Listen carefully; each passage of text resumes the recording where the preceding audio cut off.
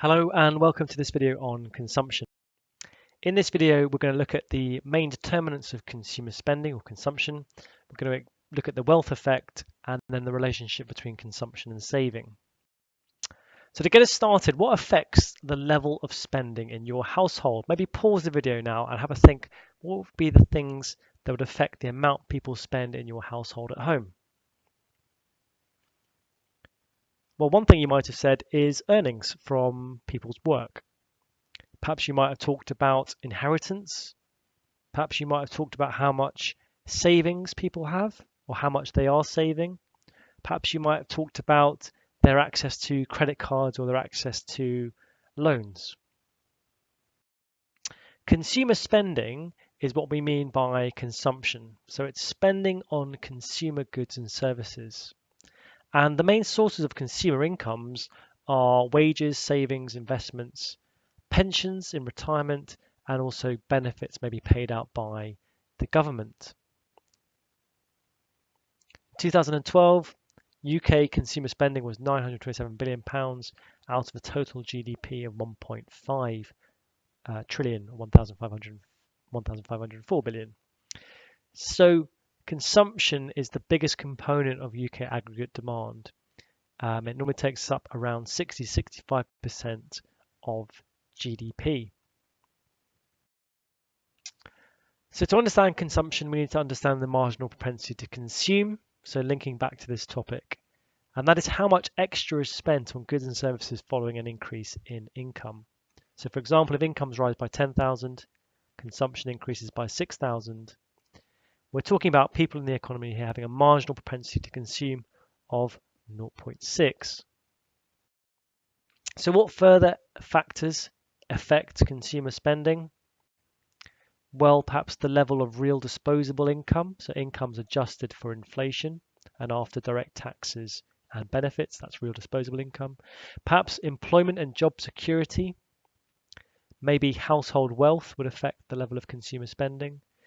Expectations and sentiment, so what people are expecting or the future economic outlook.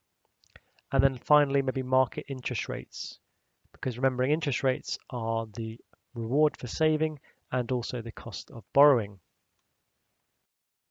Consumer confidence is an important part of consumption, and some factors that might affect consumer confidence are again economic growth, the level of household debt, perhaps unemployment and job security, the value of a house. And we can often learn about the level of consumer confidence in an economy by looking at consumer confidence surveys, in which organizations measure a range of consumer attitudes, including their expectations of the general economic situation and their own financial position, and whether they expect things to be improving or deteriorating in the economy. So consumer confidence is an important part of determining the level of consumption. And tied with that is the wealth effect. And this is a psychological phenomenon that causes people to spend more as the value of their assets rises. The idea is that when consumers' homes or investment portfolios, and by that we mean sort of shares that they might own in businesses, when those things, their assets increase in value, they feel more financially secure, and so they increase their spending. So often it's observable in an economy that house price rises because a house is normally a person's main asset in terms of value. As that becomes worth more, people increase their level of consumer spending. So we've looked at the determinants of consumer spending, we've looked at the wealth effect, we're now going to look at the relationship between consumption and saving.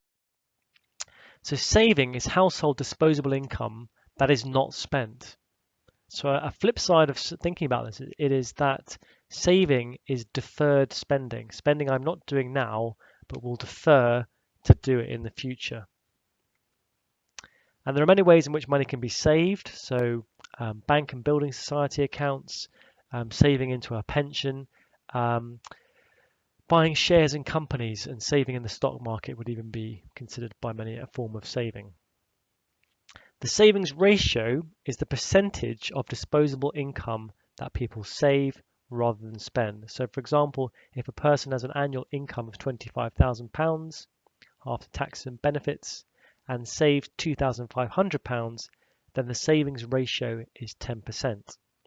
A high savings ratio lowers consumption and aggregate demand. Let's have a look at the level of UK household saving. So a recent survey suggested that 19% of households have no savings at all. 55% have between £1 and £50,000 in savings. 12% have over £50,000 in savings, and 15% just don't know. Around a fifth of households in the UK have no savings at all. Indeed, many are dependent on short-term credit to get them by from month to month. What might affect the saving ratio? Well, the real interest rate, the interest rate compared to the rate of inflation. So if the interest rate is outstripping the rate of inflation, there's a positive real interest rate, then there might be an incentive to increase savings. Price expectations. If consumers expect prices to fall, deflation, they may choose to save now and buy later. The availability of credit, so consumer borrowing,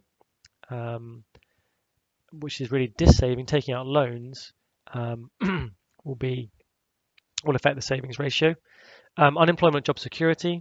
When unemployment is rising, many people save more as a precaution. Consumer confidence. When consumer confidence is strong, people are maybe more willing to borrow and save less. Tax on savings. So a lot of accounts, you have to pay tax on savings unless it's an ISA. So the interest in many types of savings is taxed. And if that tax rises, people will save less. One thing to consider is maybe trust in savings institutions. So whether people believe that if they save with a particular bank, they're actually going to get their money back. So not that long ago in this country, there were queues outside Northern Rock when people lost faith in that institution to look after their savings.